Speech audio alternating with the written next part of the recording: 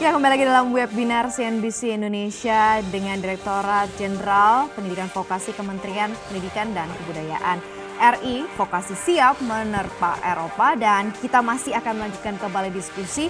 Tadi kita sempat terputus begitu ya perbincangan kita dari Inggris, London begitu ya, London Inggris. Mungkin kita bisa lanjutkan kembali nih Pak Arief. Apa-apa saja mungkin yang akan disiapkan begitu ya, sekaligus nanti kita akan elaborasi lebih detail juga bersama dengan narasumber yang ada di sini ya. Pak Arief, mungkin bisa kita lanjutkan lagi. Tadi ada beberapa poin-poin penting tampaknya yang belum sempat tersampaikan nih. Seperti apa Pak Arief? Baik, saya kira saya sudah cek dengan diaspora yang ada di sini. Memang jumlah anak STM atau yang SMK di sini kurang ada, mungkin sedikit jumlahnya. Dan mungkin kami tidak bisa pantau dari KBRI ya. Saya justru berharap mungkin kalau misalnya memang dari nanti mungkin Pak Wikan ini mungkin bisa membantu kami gitu, mengirim berapa atau banyak gitu. Kalau memang ini mau jadi leader ya Pak ya, ini British way of thinking ini mungkin bisa diambil Pak. Karena sebetulnya memang kalau di sini ini critical thinking penting dan creative thinking itu jelas Pak. Nah, itu saya kurang tahu apakah nanti itu akan diberi penekanan dan yang pasti bahasa Inggrisnya Pak ya. Ini harus bahasa Inggris sudah oke, baru nanti kalau misalnya bahasa Inggris mungkin bisa dibantu di pusat pelatihan bahasa gitu Pak. atau mungkin ada pelatihan di sini juga bisa. Yang jelas memang saya sudah cek di sini memang anak yang dari STM ini sedikit. Bahkan mungkin tidak ada kalau saya boleh. Ini diaspora menyatakan begitu.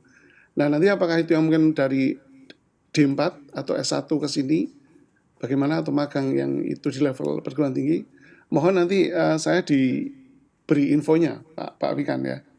Saya kira kok dari saya tidak banyak bisa saya ceritakan Mbak Maria. Mohon maaf, terima kasih. Oke, baik. Tapi ini sudah cukup ada kabar baik juga, walaupun pastinya pertemuan ini mengharapkan juga push juga begitu ya, seperti apa. Dan Pak Wikan juga tadi namanya sudah di-mention begitu ya. Nah, seperti apa Pak Wikan ini mungkin menanggapi kabar-kabar dari Eropa begitu ya. Ada yang mungkin baik dan sangat baik, ada yang juga tadi minta pushnya Pak begitu ya, karena kondisinya memang masih belum begitu banyak. Nah, ini seperti apa Pak Wikan? Terima kasih Bapak-Bapak atas debut yang sangat saya hormati dan terima kasih atas komitmen untuk mengembangkan vokasi. Jadi gini Mbak Maria, untuk 4 negara ini sebenarnya sudah cukup banyak Mbak. Kalau misalnya tadi Jerman, ya karena Jerman kita punya Pak Sofi sehingga updatingnya cepat. Kemudian yang di Prancis juga. Nah untuk Belanda juga kita akan mengembangkan lebih banyak SMK lagi Pak Din. Yang kemarin kita sudah rapat dengan tim Belanda, sukses besar itu untuk mengembangkan 2 SMK pertanian di Subang dan Jember itu tidak hanya kurikulum tetapi SDM guru juga dilatih oleh Belanda sehingga bisa menciptakan anak-anak SMK yang kuat di dalam agri teknologinya serta kewirausahaannya. Kemudian untuk yang Inggris sebenarnya juga sudah cukup banyak.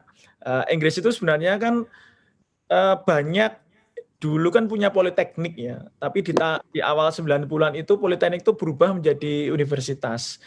Salah satunya Coventry University itu beberapa kali sudah ketemu saya waktu saya jadi dekan di vokasi UGM. Jadi mereka sangat ngeklaim atau mungkin mereka declare kami itu universitas, but we are so much vocational applied science karena dulunya kan politeknik. Dan ini sudah kita gagas juga dengan Coventry, dengan beberapa universitas di Inggris. Dan kalau bahasa Inggris kan relatif sebenarnya jauh lebih siap ya daripada kita harus melatih bahasa Jerman atau bahasa Perancis. Tapi intinya Mbak Maria, dengan ketemu bersama dengan 4 bapak-bapak adibut yang luar biasa ini, tujuannya paling tidak semakin menguatkan harmonisasi serta silaturahmi. Kalaupun nanti kami akan meminta tolong, meminta bantuan, atau mungkin kita akan bikin pilot program pengiriman lulusan SMK ke Perancis, ngambil S1 atau ngambil S1 terapan atau di Inggris atau Jerman dan sebagainya. Insya Allah kita memang ingin mempersiapkan beberapa anak-anak lulusan SMK kita untuk kelak menjadi guru SMK, tetapi kita baru usahakan ini Pak, insya Allah kalau kita dapat dana dari LPDP, kita bisa mengirimkan mereka untuk calon guru-guru SMK itu, lulusan SMK yang terbaik dengan passion menjadi guru SMK, kita mungkin bisa ngirim ke beberapa negara ini, minimal nanti untuk membuat trigger yang lebih kuat lagi. generasi berikutnya akan lebih banyak yang bisa ke negara-negara tersebut. Mungkin demikian Mbak Maria. Jadi sore ini kita pagi siang di waktu Eropa ini kita bertemu dan Pak Sofi menggagas ini akan menjadi semacam konsorsium lah, akan menjadi grup WA, minimal grup WA nanti, WhatsApp grup untuk ayo kita bikin pilot program, kita boosting nanti beberapa pilot. Kalau dengan Belanda ya kita akan juga ngirim ke Belanda juga, saya pengen ada beberapa anak SMK, anak perguruan tinggi vokasi yang ngikutin jejak saya ke Belanda. Dan juga akan kita tingkatkan jumlah SMK yang dibina oleh Belanda, Prancis, SMK yang dibina oleh Jerman juga banyak, itu dual system. Dan bisa juga satu lagi Pak Arief, saya juga sudah dengan Derby University ini kita coba ingin menggagas apprenticeship program Pak. Jadi program pembelajaran vocational dual system, sebenarnya itu mirip Jerman dual system, tapi itu ada di Inggris. Kita ingin cobakan di beberapa politeknik kita. Jadi sejak semester 1 masuk politeknik itu sudah masuk industri. Itu mirip di Jerman juga. Itu kita baru belajar dari Inggris Pak. Ini kita coba, ini ada diaspora di sana yang membantu kami untuk mengembangkan itu. Jadi intinya sebenarnya pertemuan ini adalah untuk semakin memanaskan semangat aja Mbak. But we've been working on that. And kita pengen kalau ini nanti direkam, ini bisa membuat semangat anak-anak SMK, semangat anak-anak vokasi sejak awal. Siapkan soft skill mereka, mental mereka, dan bahasa asing mereka. Karena kita sedang membuka pintu lebih lebar lagi untuk mengirim mereka menuju dunia hebat di masa depan. Yang bisa saja mereka ada di Indonesia atau mungkin mereka berada di belahan dunia yang lain. Oke, mungkin Pak Arief bisa sedikit menanggapi, karena tadi juga di-mention nih tentang apa-apa saja yang disiapkan juga terhadap Inggris begitu ya. Nah ini seperti apa Pak Arief mendengarnya tadi langsung dari Pak Wikan nih? Seperti apa Pak Arief?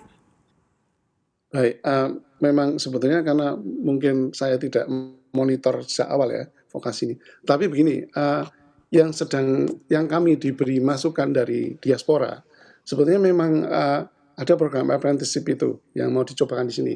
Nah, saya sebagai Adiput akan mencoba memberikan fasilitas saja. Monggo kalau Pak Wikan sudah siap, kami diberitahu, lalu kami siapkan apa yang perlu kami siapkan di sini. Nanti diaspora ini kebetulan amat sangat nasionalis sekali Pak. Ya. Jadi ada yang kemarin waktu COVID ya belum apa-apa mereka sudah mau menawarkan ini. Nanti ada yang bahkan S1 diaspora ini juga sudah mulai bagaimana supaya kami bisa bantu Indonesia gitu. Tetapi ini mereka ya katanya ke saya ini harus kemana gitu, ini yang saya harus cari orang. Nah kalau Pak Wikan sudah begini, nanti Pak Wikan pengen siapa, saya carikan orangnya, saya temukan gitu Pak. Barangkali itu yang bisa saya lakukan ya Pak ya. Terima kasih Pak. Seperti apa Pak Wikan, mungkin tanggapannya sedikit Pak? Pak Sofi nanti akan menangkap semuanya Pak. Oke, Pak Sofi silakan, saya kasih waktunya nih Pak. Baik, terima kasih Mbak Mari. Pak Sofi, untuk yang peluang apprenticeship program dengan Inggris nanti saya forward Pak. Ini sudah jalan terus. Oke, Pak Dirjen, Pak Arief, dan Mbak Maria, luar biasa diskusi kita. Jadi pada kesempatan sore hari ini, mari kita bayangkan, kita ingin anak-anak kita dari SMK, dari Politeknik yang sebelumnya suka dipandang sebelah mata. Ya, kita akan poles mereka dengan adanya Direktorat Jenderal Pendidikan Vokasi ini, kita akan poles mereka sebaik-baiknya agar mereka berkilau laksana berlian.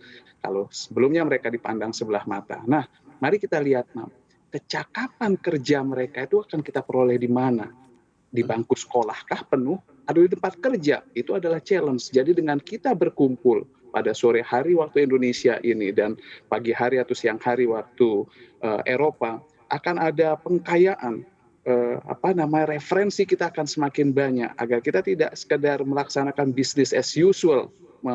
Pendidikan vokasi ini baru saja terbentuk, Direktorat Jenderalnya, mari kita kemas, mari kita berikhtiar semaksimal mungkin. Jadi kalau tadi sebagai contoh baik Pak Ardi sudah mengatakan di Jerman ada 400.000 perusahaan yang terlibat, baik perusahaan besar, menengah maupun perusahaan kecil. Mari kita bertanya di Indonesia, Menurut Undang-Undang Nomor 20 Tahun 2008, definisi UMKM, usaha mikro, kecil, dan menengah. Kalau kita lihat struktur usaha dengan modal di atas 500 juta sampai 10 miliar itu adalah tipologi perusahaan menengah. Itu jumlahnya 60.000 di Indonesia. Kemudian perusahaan besar yang asetnya di atas 10 miliar ada 5.500. Jadi vokasi tidak hanya sekedar tanggung jawab Kementerian Pendidikan dan Kebudayaan. Mari kita ajak semua stakeholder lain untuk turut juga membangun vokasi ini. Kemudian kalau kita lihat 14.000 SMK itu seperti tadi, ada contoh baik nggak? Ada contoh-contoh SMK MM 2100 misalnya di kawasan industri di Bekasi, kemudian SMK Saint Michael, kemudian SMK 26 Jakarta, 56, dan banyak lagi yang ingin kita sebut baik. Namun masih ada SMK-SMK yang perlu kita poles. Oleh karena itu, semua sumber daya sedang kita kumpulkan sekarang. Jadi kami diberi tugas oleh Mas Menteri maupun Pak Dirjen, challenge-nya sangat besar.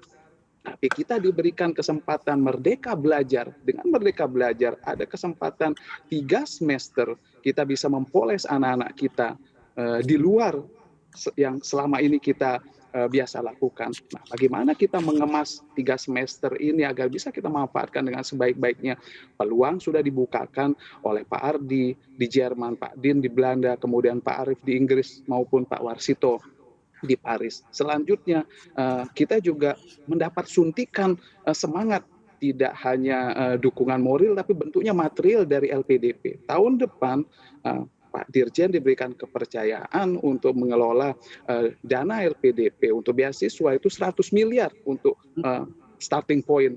Nah, untuk anak-anak kita lulusan SMK maupun Politeknik itu adalah luar biasa kepercayaan yang diberikan kepada kita. Nah, jadi dengan semua semesta yang mendukung kita, kita berharap vokasi ini, anak-anak SMK kita, anak-anak Politeknik maupun kursus dan pelatihan itu benar-benar kita bisa gosok, kita poles agar mereka menjadi berlian di negeri ini. Gitu Mbak Maria. Luar biasa Pak Saufi ya. Ini saya juga ingin dengar tanggapannya nih seperti apa atas statement yang disampaikan juga oleh Pak Ahmad Saufi nih ya. Mungkin saya mau ke Pak Ardi dulu nih ya di Jerman. Seperti apa Pak? Karena kan ini tugas kita bersama sebenarnya dari Indonesia pun mereka bukan hanya dipoles tapi dipersiapkan ready sehingga peluang untuk bisa terserap begitu ya di negara tujuan Eropa pun juga akan terlaksana nih. Seperti apa Pak Ardi kalau dari Anda? Baik, terima kasih Mbak Maria. Saya pertama ingin menanggapi komentar Pak Saufi terkait dengan 100 miliar nih Pak. Saya berharap kalau bisa separuhnya untuk Jerman ini Pak. Karena saat ini LPDP ya, dari siswa-siswa kita yang di dana LPDP itu hanya sebanyak 200 lebih. Hanya 200 orang sekian. Dan itu sangat minim dibandingkan negara lain. Memang kendala pertama adalah bahasa. Tapi yang perlu kita ketahui bersama sekarang adalah Jerman juga sekarang sudah membuka diri. Banyak sekarang perguruan-perguruan tinggi yang vokasi khususnya itu yang memberikan program dalam bahasa Inggris. Kalau tidak bahasa Jerman, mungkin kita bisa kerjasama dengan Goethe Institut Jakarta atau dengan lembaga lain yang bisa membina kemampuan bahasa Jerman calon-calon mahasiswa kita yang akan studi di Jerman. Dan mungkin LPDP dan ini juga apa ya, duta besar kami juga sangat concern dengan ini. Kalau bisa LPDP juga sedikit mengendorkan syarat 100 universitas terbaik itu, karena Jerman pendekatan nggak berbeda nih. Jerman ini pendekatannya tidak kepada publikasi. Pendekatan industri. Jadi mungkin juga harus jadi pertimbangan supaya LPDP sedikit merelaksasi persyaratan tujuan universitas untuk di Jerman ini, sehingga kalau yang 200 sekarang ini bisa menjadi 100.000 kalau bisa ke depannya. Dan kebetulan Pak Dubes kami ada program mengirim 1.001. Namanya 1.001 ya, tapi mungkin bisa jadi 100.000. 1.001 calon tenaga dosen atau guru untuk pendidikan vokasi di Indonesia gitu. Karena Pak Dubesnya agak tersinggung dengan Cina ini.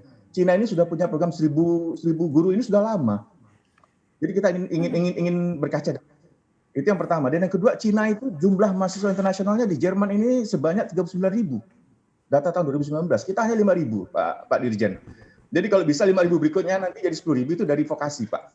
Jadi Jerman pesan khusus nih untuk LPDP kalau bisa sebagian besar. Oke, Pak Wikan, ini mungkin langsung diminta soalnya ya dari 100 miliar setengahnya langsung lari ke Jerman. Ya, judulnya bukan vokasi menerpa Eropa, vokasi menerpa Jerman. Jerman. Ini jangan-jangan. Ya. Pendukung timnas Jerman semua ini. Ya. Tapi bagaimana tadi terkait mengenai syarat-syarat khusus tadi nih ya untuk universitas terbaik ini seperti apa Pak Wikan? Mungkin sedikit tanggapannya tadi pernyataan dari Pak Ardi juga. Ya, tadi Pak Sofi udah bocorin ya LPDP ya. Memang kita sekarang baru dekat banget dengan LPDP. Alhamdulillah lah LPDP ini cukup mendukung. Nah, saya belum bisa cerita banyak Mbak Maria, tapi sepenangkapan saya dengan Direktur LPDP, kita diskusi beberapa kali ini dengan Pak Rio, Pak Dwi, Bu Santi itu, nanti sepertinya kami, ya mungkin dikomando oleh Pak Sofi ya, yang akan mendesain program itu. Nah saya tahu, saya kan di Jerman pernah 1 semester Pak Ardi, saya dulu pernah nanya, apa ya universitas terbaik di Jerman? Bingung itu mahasiswa Jerman ditanya, what is the best university in Germany? What? Itu pertanyaan apa? Di Jerman itu semua standarnya tinggi semua, nggak ada yang nomor 1, nomor 2. Jadi kalau kita bicara perankingan, biasanya universitas di Amerika, universitas di mungkin Belanda ya bisa masuk. Eropa itu mungkin. Jadi gini Pak Ardi, nanti kami akan mengelola persyaratannya. Insya Allah kami menangkap request-nya. Tapi kayak tadi Pak Warsto juga pengen itu menerpa Jerman nanti. Gimana Pak Warsto? Nah, Kestun Vilendang tidak ada yang Bonzoa dan. Mungkin Pak Warsito dari 100 miliar kalau tadi setengahnya minta ke Jerman, ini mungkin mau berapa persennya nih ke Paris seperti apa, dan mungkin apa juga yang ingin diharapkan juga nih dari kementerian sendiri untuk juga concern nih terhadap anak-anak kita, anak-anak lulusan vokasi nih. Silakan Pak. Baik, saya ya Mbak Maria ya. Baik. Iya betul Pak. Terima kasih Mbak Maria, Pak Wikan dan juga Pak Direktur, kolega semua. Jadi kebetulan Perancis sudah ada Joint Action Plan, itu yang ditantangani oleh Pak Sekjen Kemdikbud.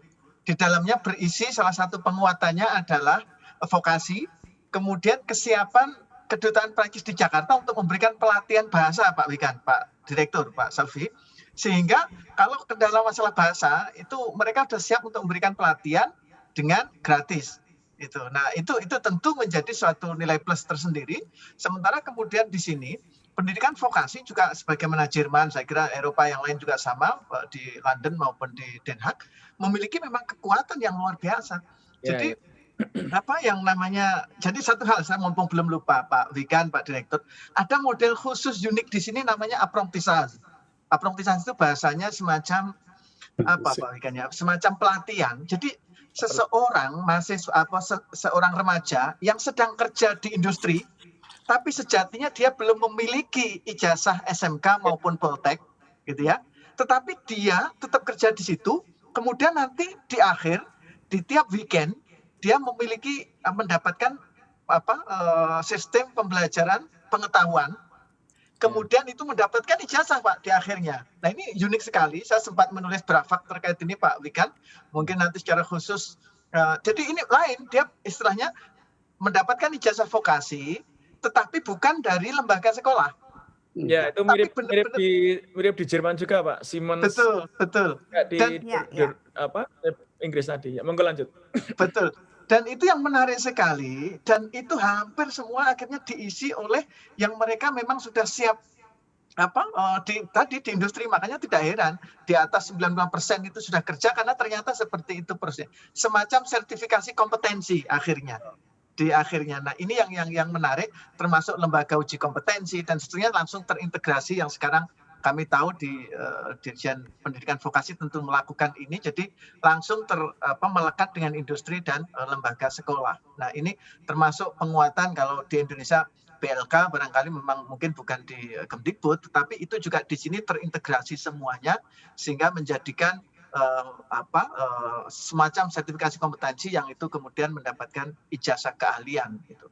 Dan kita untuk siap Pak menerima tadi LPDP ya sama dengan Jerman ini, kita jangan siap menerima itu, dan bahkan ada MOU yang sudah dikuatkan itu memang sangat akan didampingi di sini untuk studi lanjut vokasi sangat siap di Perancis. Saya kira itu Pak Wikan, Mbak Oke. Maria, dan Pak. Pak Wikan, mungkin bisa sebelum kita ke Belanda begitu ya, mungkin Pak Wikan bisa ditanggapi juga nih seperti apa begitu ya.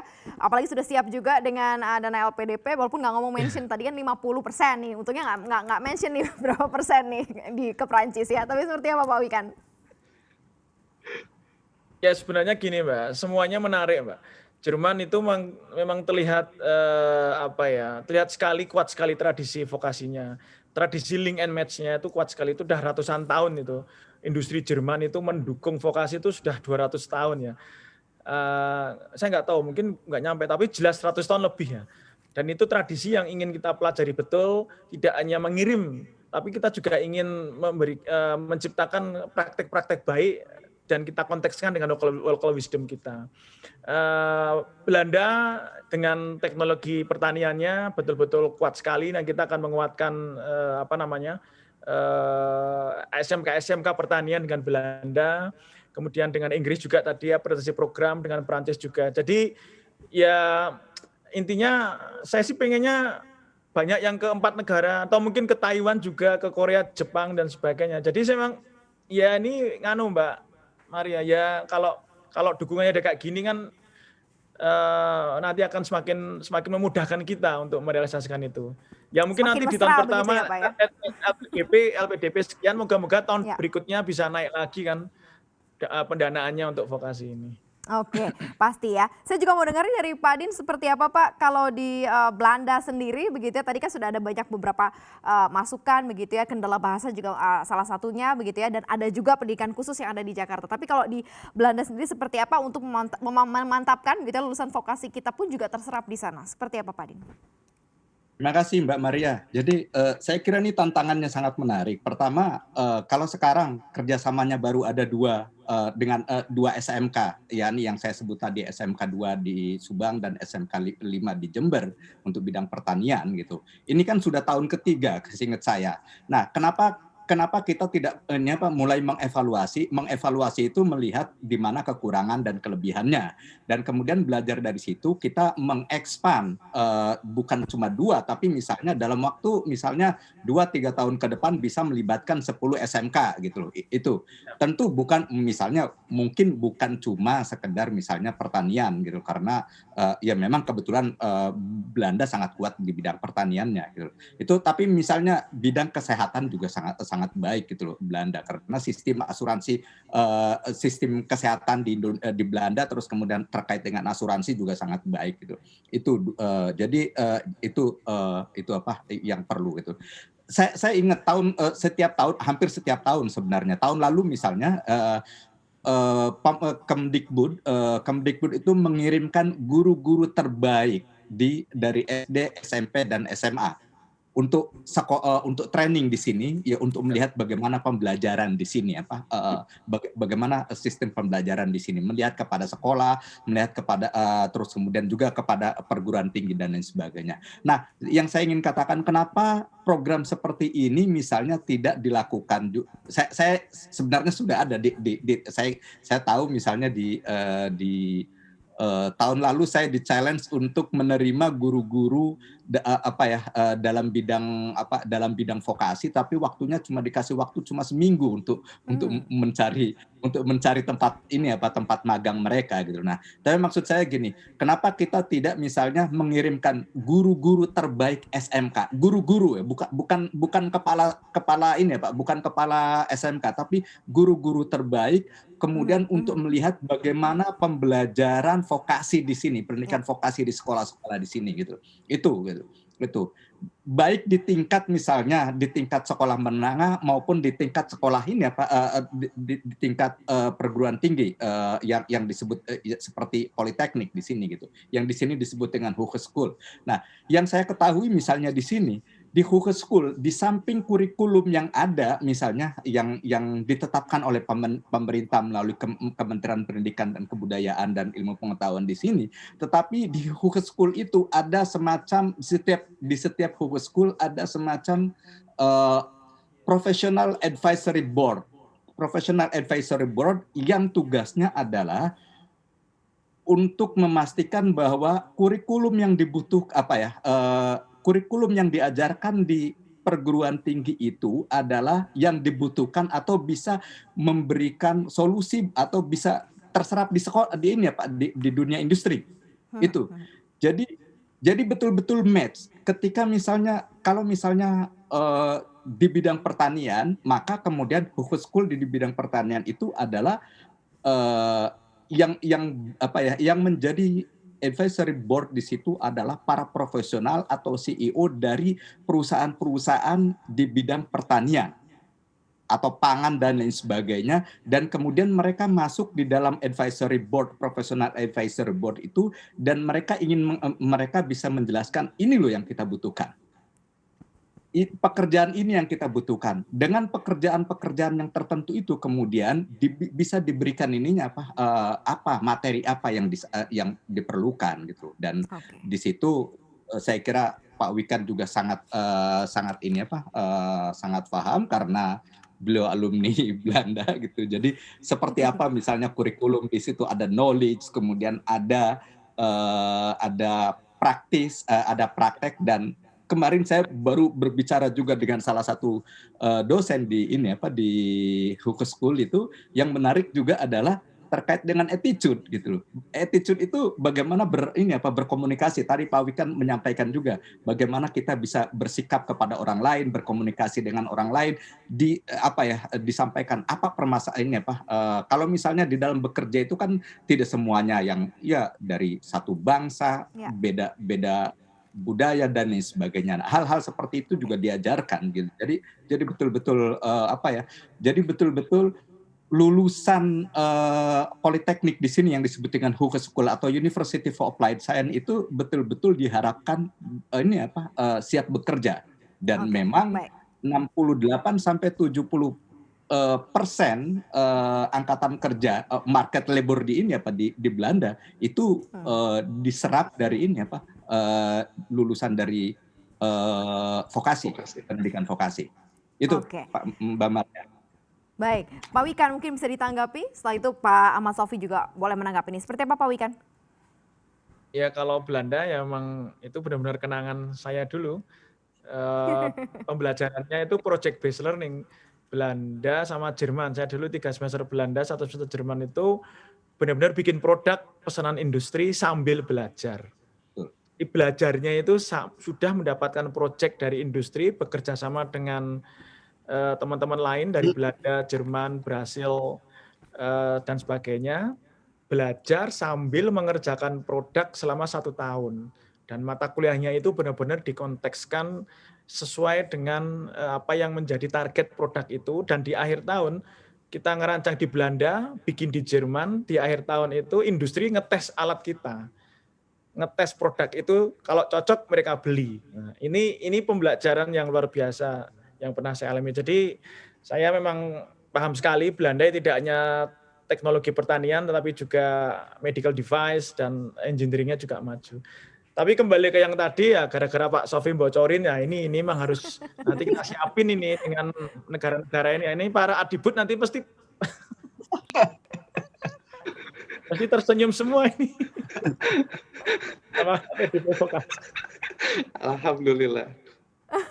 Oke, Pak Sofi mungkin bisa ditanggapi juga. Seperti apa Pak? Karena responnya langsung semuanya sumringah begitu. Nah ini Pak Sofi apa yang juga mungkin bisa jadi insight juga nih buat bapak-bapak para atas untuk semakin memaksimalkan juga vokasi kita nih Pak Sofi. Oke, terima kasih Mbak Maria. Jadi hari ini kita berkumpul dengan 4 atas jempol ya dari Eropa ya. Nah, tapi akan ada penambahan lagi atas di Eropa itu di Rusia ya, ke depan akan ada, dan kita akan punya 19 atas pendidikan. Bayangkan kalau atas pendidikan dari Amerika, kemudian Asia Pasifik, kemudian dari Eropa ini, kemudian ditambah lagi dari Australia, kita kumpulkan pengalaman baik bagaimana mereka mendidik skill worker mereka, menyiapkan skill worker mereka, maka kita punya minimal ada 19 menu, walaupun belum tentu semuanya kita bisa mix and aduk sedemikian rupa. Kita bisa pilih dan pilah mana yang paling cocok dengan kondisi kekinian, kondisi milenial anak-anak muda kita, kemudian daya dukung apalagi kita negara maritim, kita negara agraris dan seterusnya dan sebagainya. Jadi ini adalah pertemuan pertama yang sangat kondusif, sangat memberikan harapan buat kita semua. Direktorat Jenderal kita yang dipimpin oleh Pak Wikan baru satu semester lah kita aktif bekerja, namun kita harus bisa merangkul semua pihak gitu dan memasang pengetahuan jendela di banyak negara Eropa adalah salah satunya. Kemudian tadi menyambung komentar Pak Din tentang advisory board ya. Alhamdulillah saya mesti ceritakan kepada Bapak atas pendidikan. Direktorat Jenderal Pendidikan Vokasi juga sudah merangkul ya bapak-bapak kita dari para pengusaha yang tergabung dalam Apindo, Kadin, kemudian kawasan industri itu gabung mereka di dalam kelompok yang namanya forum ya, satu forum pengarah vokasi, kita singkat dia rumah vokasi. Forum pengarah vokasi ini memberikan kita banyak sekali insight, saran, masukan ya. Mereka saat ini baru beranggotakan kurang lebih 50 orang dan tentunya akan kita ekspansi nanti mendirikan forum pengarah vokasi di daerah. Namun di tingkat pusat itu saran, masukan dari mereka sudah luar biasa karena mereka adalah pemilih dan penentu kebijakan di perusahaan-perusahaan mereka. Mereka juga dengan senang hati membantu pengembangan vokasi. Ini baru 50 orang. Bayangkan kalau tadi perusahaan menengah dan perusahaan besar yang jumlahnya 60 ribuan lebih di Indonesia bisa kita libatkan secara bersama-sama dan kita gandeng tangan bersama kementerian lembaga lain, tentunya vokasi ini benar-benar akan menjadi vokasi yang kuat dan akan menguatkan Indonesia. Demikian Mbak Maria. Oke, luar biasa gambarannya ya Pak Wikan, kemudian Pak Sofi juga. Sekarang saya mau terbang lagi ke Inggris begitu ya. Nah, seperti apa yang mungkin sekarang disiapkan begitu ya oleh atas di sana begitu ya, khususnya di Inggris sendiri untuk supaya ada minat eager dari para vokasi di Indonesia pun untuk bisa ke sana begitu ya. Apa sebenarnya yang sedang mulai di-adjust begitu ya. Dan kemudian kalau target-target yang tadi disampaikan di awal oleh Pak Wikan misalnya dengan adanya tadi program magang, kemudian juga sit-in kuliah, kemudian juga ada tadi mengenai banyak expert dari luar negeri yang mungkin bisa datang ke Indonesia begitu ya sebagai konsultan begitu ya, ini dari Inggris dan lain-lain. Ini seperti apa nih Pak Arief yang Anda lihat begitu ya, seperti apa Pak? Yang jelas, yang satu ungkapan yang harus saya taruh di depan adalah kami siap menerima semua lulusan SMK, S1 dan sebagainya untuk magang di sini ya. Karena memang di sini ada industri pesawat, industri mobil, Rolls-Royce terutama yang barangkali itu agak khas gitu. Dan kami pokoknya ini sudah tidak bisa menanti lagi. Kalau memang bisa terbang ke sini silahkan ya. Hanya masalahnya ini di Inggris ini mulai hari Kamis, ini ada national lockdown. Nah, ini yang barangkali juga akan sedikit merepotkan ya. Kami yang di London aja mau pergi ke kota lain agak susah. Nah, monggo nanti mohon ada pertimbangan-pertimbangan bagaimana supaya mudah gitu ya. Tapi yang jelas kami di sini sudah siap. Kemudian yang lebih penting adalah nasionalisme para diaspora. Ini di sini luar biasa. Seperti saya ceritakan tadi, bahkan mereka itu sampai mereka tidak ngerti bahwa di Indonesia itu sudah ada penemuan itu ya. Jadi misalnya mereka mengusulkan mobil listrik. Mobil listrik sudah dari dulu. Jadi karena mungkin ada mungkin semacam pemahaman yang memang harus diluruskan begitu. Nah, memang tugas saya di sini ini menjelaskan pada para diaspora bahwa Indonesia itu sekarang sudah berada pada tahap yang sebenarnya tidak lagi dianggap negara berkembang ya. Tetapi memang para diaspora ini tetap pengen gitu. Nah, saya kira mungkin memang yang terbaik adalah begini, bahwa yang dari Indonesia ini sebetulnya perlu melihat dengan teliti ya dan hati-hati kira-kira bagian-bagian mana dari vokasi ini yang sebenarnya semacam menu-menu gitu, menu mana yang betul-betul cocok untuk lidah Indonesia ya dan hawa Indonesia ya, karena di Inggris ini hawanya dingin gitu. Makanan itu rasanya jadi rada aneh. Kalau di Indonesia enak, di sini kok jadi rada beda gitu.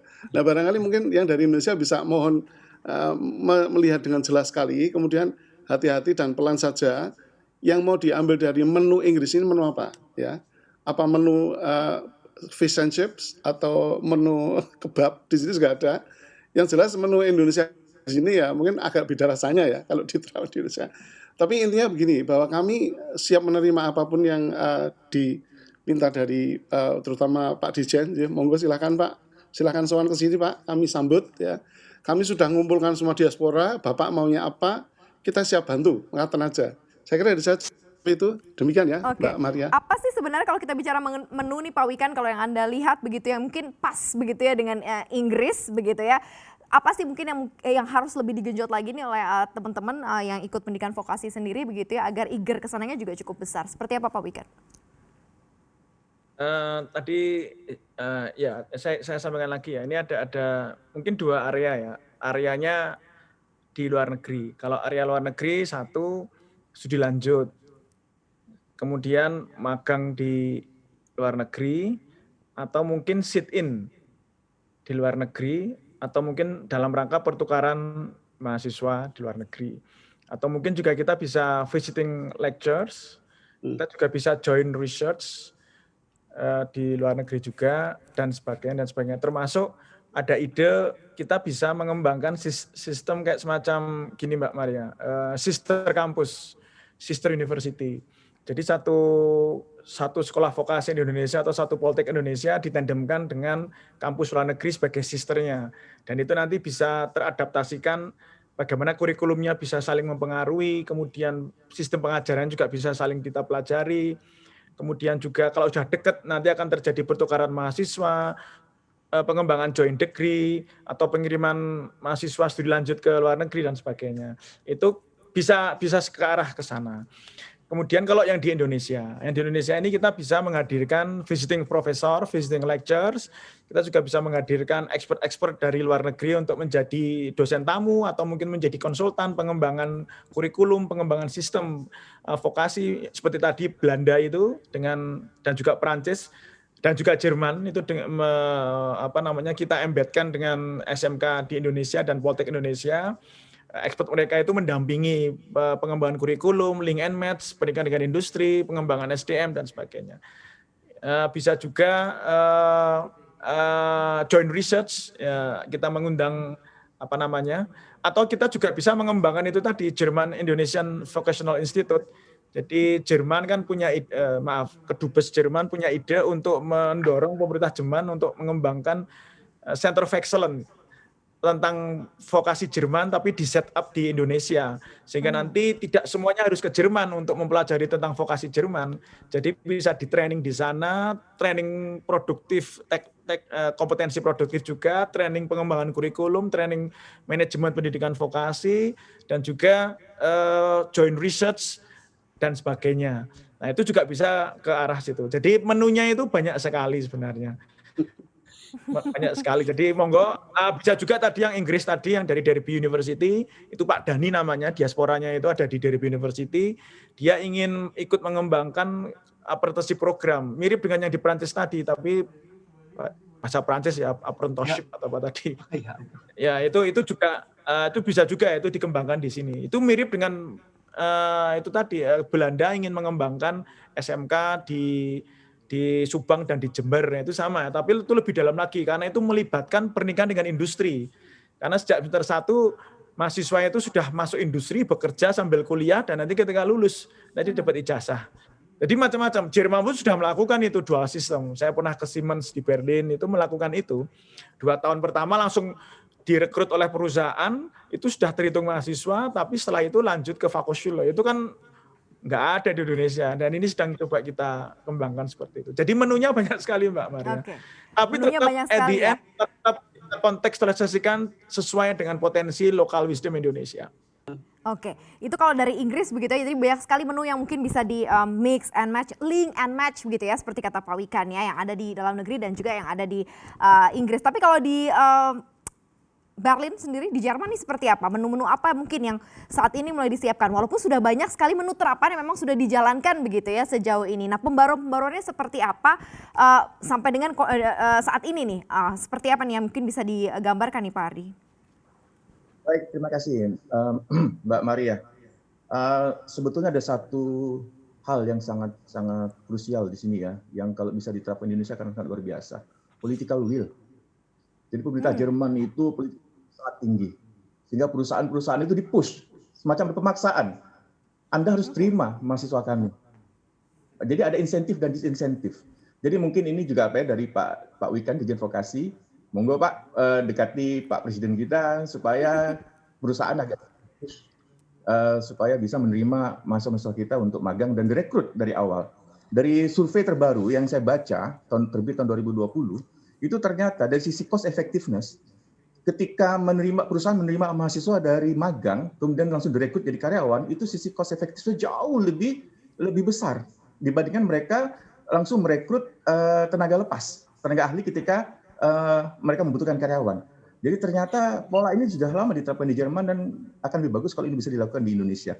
Kemudian yang kedua, Pak, saya berharap dari kalau bisa kita menggantilah TKI kita itu dari TKI yang mohon maaf sekali, TKI yang tidak terlatih, gitu ya, itu menjadi TKI yang terlatih. Kalau pangsa pasar kita sudah penuh, Pak. Jadi kita ini untuk brand image negara kita. Karena mohon maaf, dengan begitu banyak TKI kita kirim ke luar negeri, apalagi banyak penindasan, ini agak sedikit sedikit mencoreng wajah Indonesia gitu loh. Saya berharap banyak dari vokasi kita, kalau bisa yang kita kirim itu adalah tenaga-tenaga ahli, baik lulusan SMK maupun Politeknik. Demikian dari saya, Mbak Mia. Oke, Pak Wikan mungkin bisa langsung ditanggapi nih seperti apa begitu ya. Karena memang ada sesuatu juga ternyata yang mungkin harus segera diluluskan begitu ya, dan juga peningkatan terhadap skill begitu ya teman-teman tenaga kerja kita begitu yang ada di Indonesia, yang ada di Jerman ya. Seperti apa nih Pak Wikan? Sejak beberapa tahun terakhir sebenarnya political will itu sudah kebentuk, Mbak Maria, Pak Adi. Satu, ada super tax deduction. Peraturan Menteri Keuangan tentang super tax deduction yang sampai bisa mencapai 200% tax deducted, yang setiap dia spending X ke vokasi itu bisa 2 kali X dia dapatkan dari super tax deduction. Itu satu. Cuman mungkin kita perlu sosialisasi lebih masif lagi ke industri-industri itu. Dan yang kedua tadi Pak Sofi sudah menyampaikan sudah kebentuk forum pengarah vokasi atau rumah vokasi di level nasional, berisikan puluhan, kita targetkan ratusan lah kelak, pimpinan-pimpinan stakeholder industri. Jadi manajer-manajer, CEO dan sebagainya, GM itu sudah masuk di sini. Itu untuk segala bidang. Itu sudah kebentuk. Yang ketiga, Bappenas ini sudah sangat mendukung sekali. 4 LPDP sudah tadi dibocorin Pak Sofi, sudah mulai engage dengan kita, LPDP untuk mendukung pendidikan vokasi, terutama untuk menyiapkan calon guru-guru SMK dan calon dosen-dosen vokasi buat masa depan kita. Yang kelima, Komisi 10 DPR itu sudah sangat mendukung sekali, jadi kita sudah presentasi beberapa kali ke DPR, ke Bappenas, ke KSP, ke kementerian yang lain. Jadi desain pengembangan vokasi itu sekarang mereka sudah mulai paham, oh ini toh arahnya akan seperti ini toh. Nah, kemudian LPDP mendukung, super tax deduction juga mulai dikuatkan. Tapi ya memang kita masih perlu untuk menguatkan komunikasi lagi.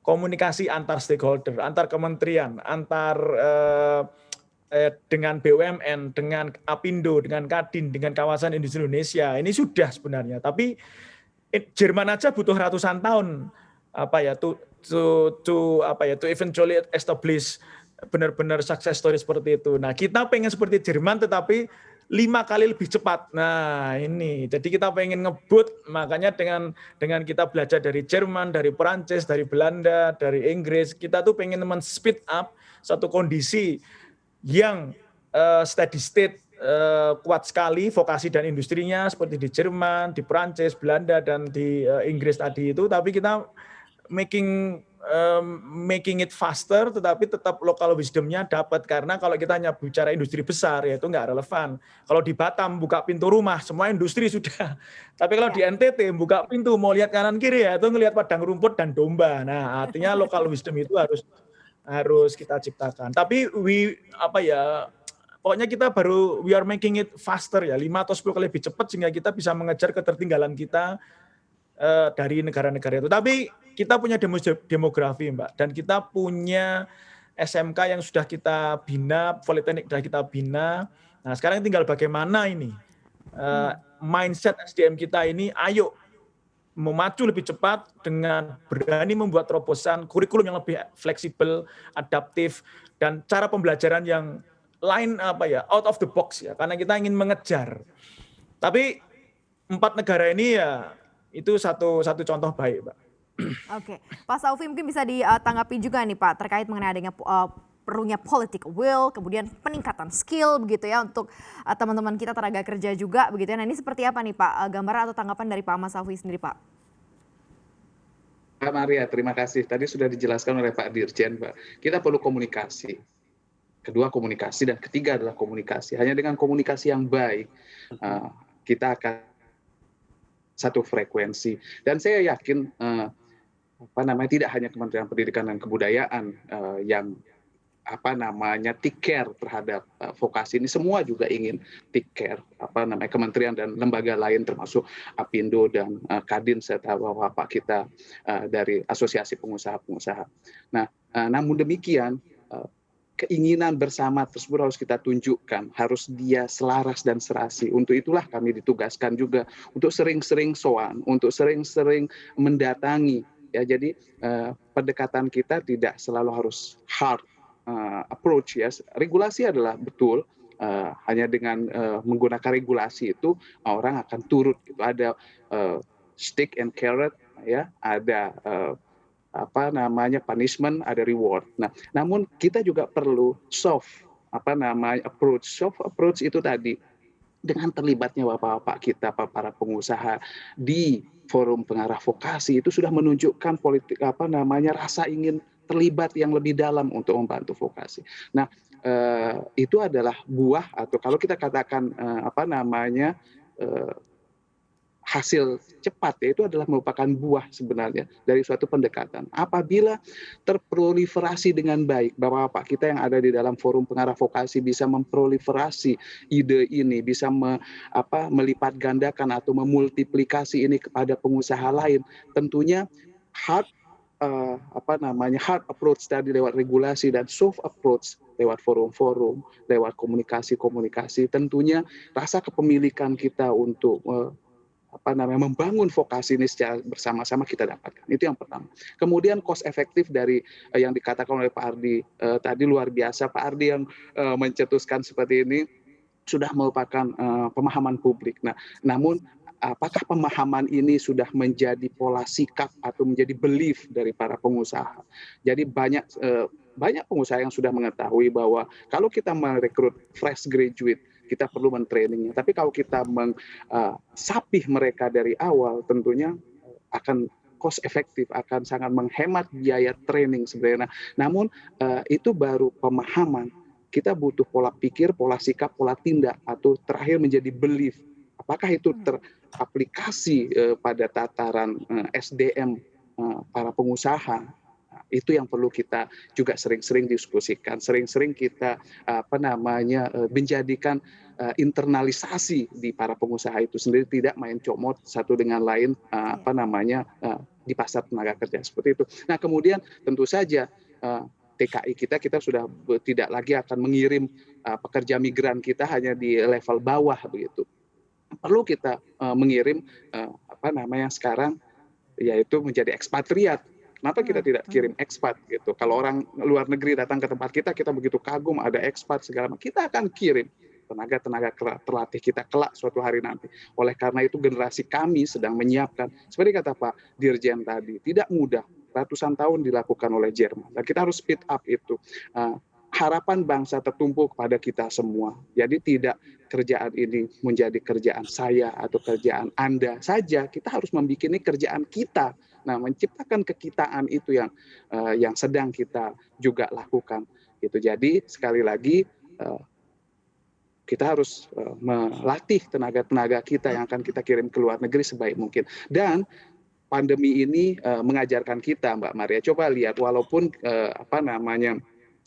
kita sudah ada 4.0 industri ya segala macam, namun tetap saja para lansia di negara-negara maju tidak mau didorong kursi rodanya oleh robot.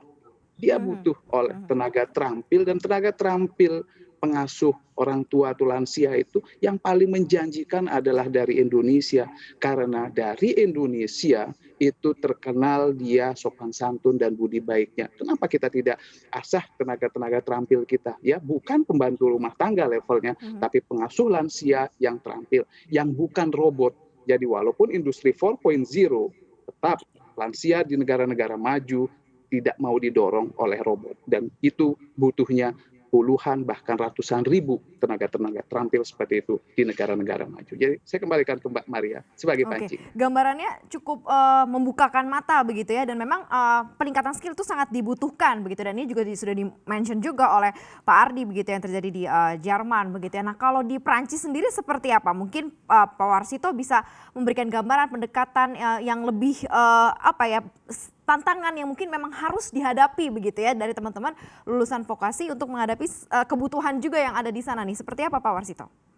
Baik, terima kasih Mbak Maria. Saya coba berikan satu best practice yang sisi lain. Jadi kebetulan memang mungkin Pak Dirjen maupun Pak Direktur, kolega semuanya pernah mendengar namanya stasiun F. Jadi kalau dalam ya bahasa Indonesia kayak semacam kampus stasiun F namanya. Itu adalah kampus wirausaha. Nah sisi ini yang tentu tadi juga Pak Dirjen menyampaikan bahwa memang selain memang di dalam menciptakan tenaga-tenaga yang terampil yang siap dipakai, tetapi di sisi lain kita juga tentunya menyiapkan pola pikir kewirausahaan yang ini mau tidak mau juga harus dilakukan. Nah di Perancis ada namanya stasiun F. Stasiun F ini adalah semacam pusat terbesar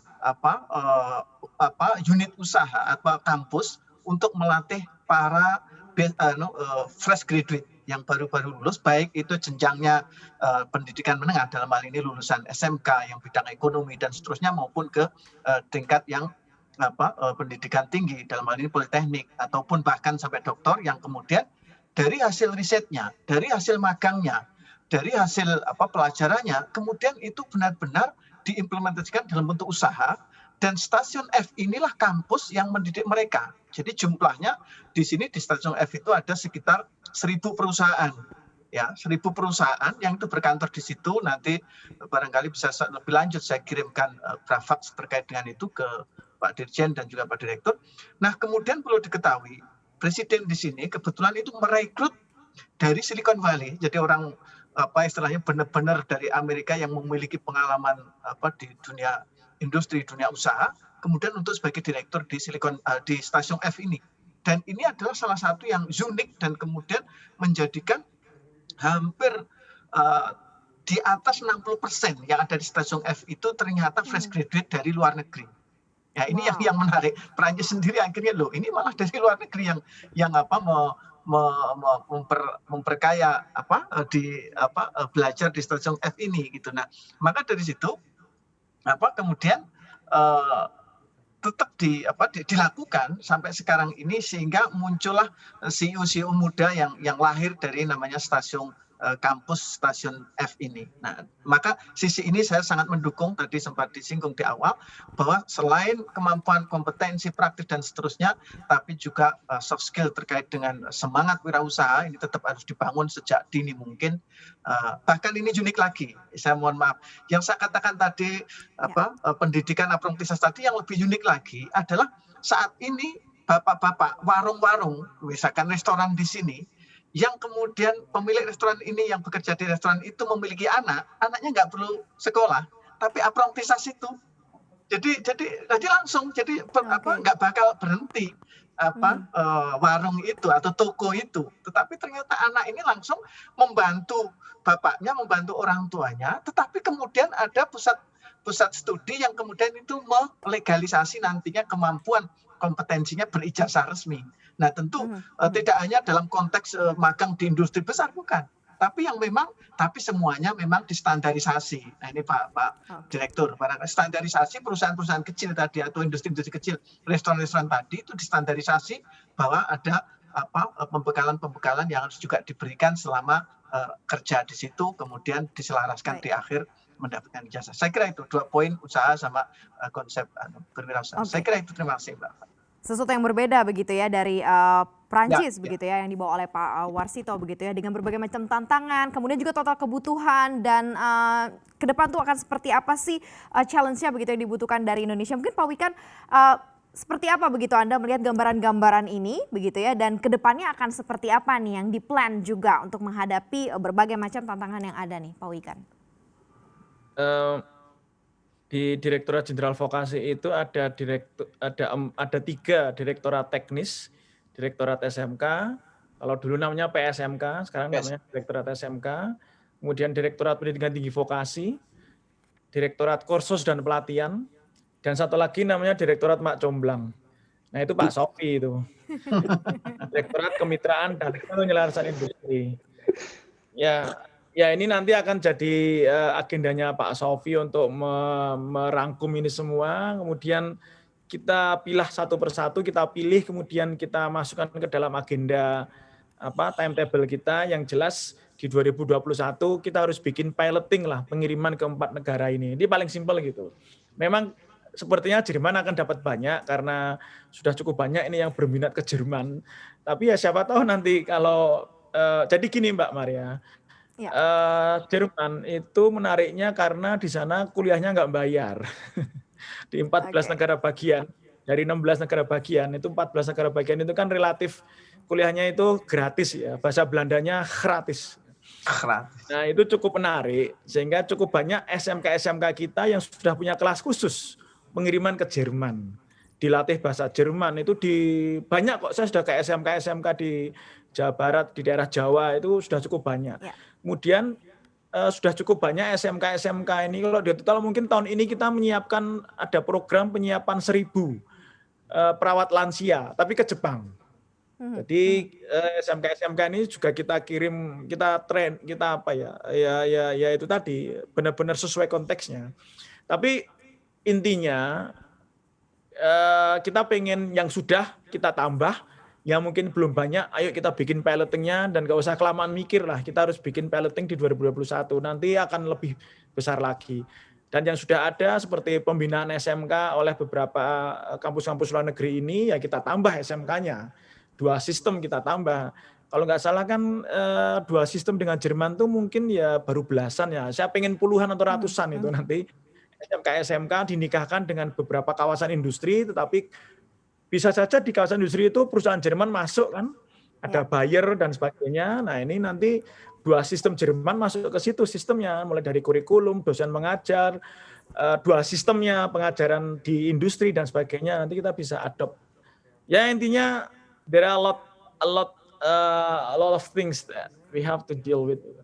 Tapi kita ya speed up, tapi kita ya realistis lah. Kita bikin pilot, yang jelas gak usah kelamaan mikir, just do it gitu.